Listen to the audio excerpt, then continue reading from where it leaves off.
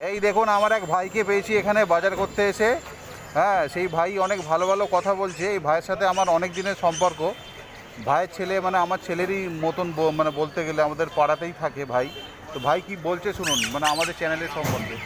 এনার চ্যানেল দেখবেন, মানে এনাকে সাবস্ক্রাইব করে দেবেন। এনার ভিডিও খুব ভালো হয়, আমি তো দেখি আর আপনারাও দেখবেন।